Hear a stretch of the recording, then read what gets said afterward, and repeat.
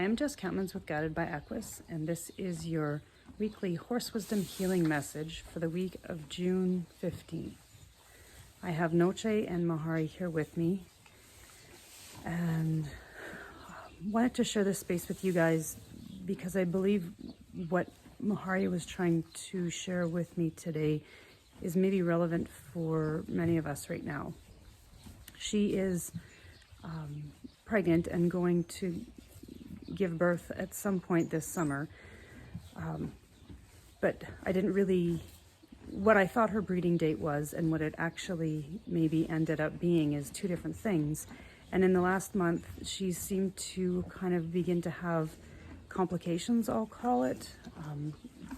And so I took her to the vet and they checked her out and they put her on a protocol to kind of help maintain her pregnancy. But even today she was looking off again. And so when that happens, I obviously come out here and try and receive what it is that she needs me to know so we can find the next step that we need together in order to create more harmony and balance in our lives together. And it seems actually that after she helped me kind of bring through part of the message for the Pathways program, she kind of quit talking to me, is how I feel. And I'm being honest with how my horses share and show up for me. And what I realized is I think I was kind of trying to interpret a message that I wasn't really needing to receive, if that makes sense. And so to bring this all kind of back together right now, Mahari, this baby feels like it's very uncomfortable inside of her, and I'm not even sure if it's 100% still alive or not. Actually, I just got the sense that it is, but there's a sense of really protecting herself and yet being uncomfortable with it. And I'm smiling because it's like, even as I speak these words, I'm recognizing that because our horses, all our animals, share an experience for us so that we can see ourselves through them. And the more I find the courage to find the answers that I need when I'm willing to open up and really hear them for what they are, the more the horses can show and share with me what it is that maybe more than myself need to hear right now. And so in this space with them, we are all bringing through right now, we're ending things. There is paradigms that are thousands of years old that are ending, timelines that are being ended because they don't work for us to move forward in a world that is in harmony with ourselves, with our relationship with ourselves, and with our relationship with the animals, each other, the planet. And what Mahari gave me as I was standing there with her, there's a lot of things actually, but if we can really become available, and I spoke about this in my podcast, really become available to what it is that we fear,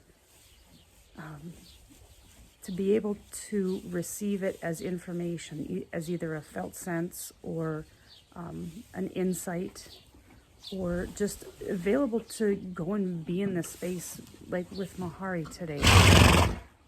And it almost reminds me of when Eagle was transitioning back to spirit, that I had kind of, before it all started happening, I just was preparing myself for his death. But that's not what our animals want us to do, and that's not what nature wants us to do.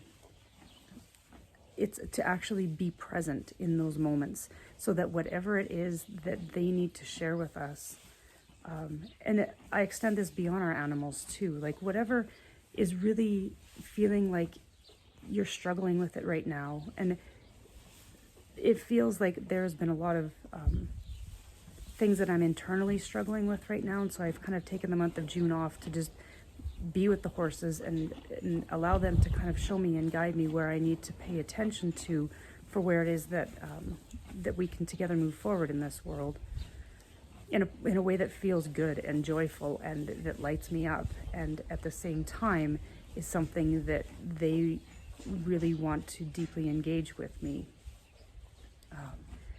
And I feel like the struggle was because I'm still, part of me, and that's what I got from Mahari, is still attached to trying to do it in this old way that is collapsing. It doesn't exist for us because it's not sustainable. And when something's sustainable, it means that we are connected to it through our heart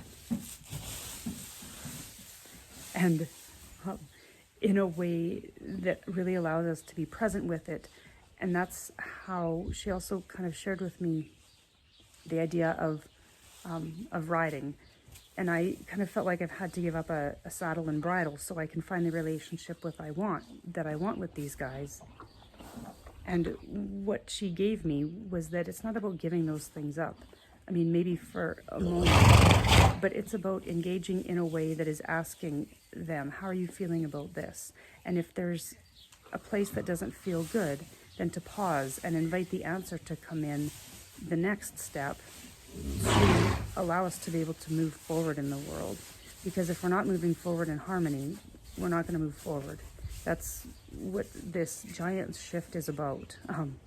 It's about creating harmony and balance and equilibrium and unity with everything that we're engaging with. And when we have a fear or a frustration or a struggle or a challenge, it's because there's a deeper part of us that needs to become congruent, to find a truth that lies somewhere deep within us, and also then actually allows us to come into alignment and a harmonious relationship with it.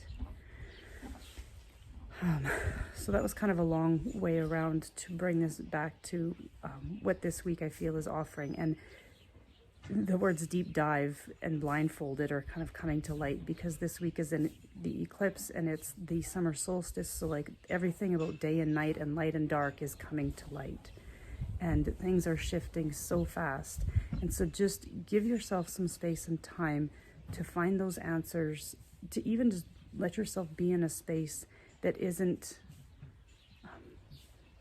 feeling like it's weighed down by the weight of the world, to just give yourself some breathing room so you can find your own clarity within yourself.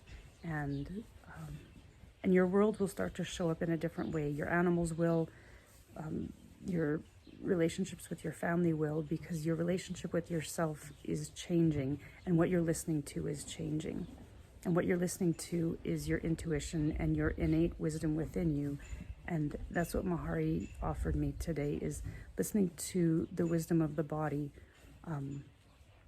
If I listen to my own and hers and every other being that I come across, if they're trying to get my attention, there is a way that we can learn how to listen deeper for the answers that we need. But that begins this week by just taking a step back and breathing and letting what needs to be shined light on and reveal itself through feeling all of the things that we need to, that we are attracting in our life, to show us where we need to listen more deeply in our lives. So much love to you guys from myself and Mahari and Noche, wherever he wandered off to. And I guess that is all for now, and we will see you next week. So one last piece that after I ended the video, I just stood with her for a few more moments and she kind of helped communicate to me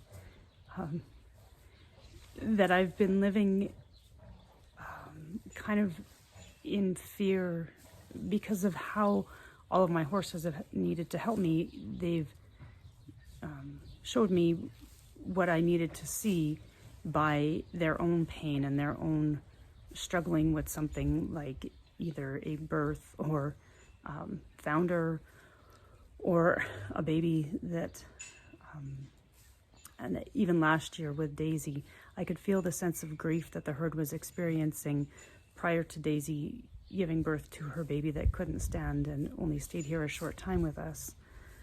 And part of myself has been living in fear of sharing all of these experiences for fear of being judged by them. And so that's actually what Mahari kind of showed me, was that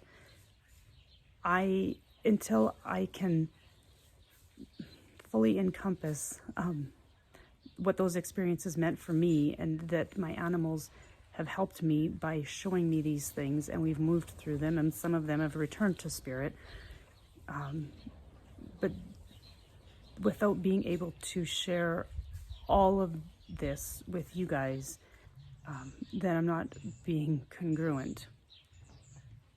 And so I feel like that was really maybe a lot of what I have been struggling with, is because I can't share these pieces that are very inspiring if I don't share the pieces of that were terrifying and that were had a sense of loss to them, or a sense of really deep healing that was needed to come about because of what my animals were offering and mirroring and representing to me.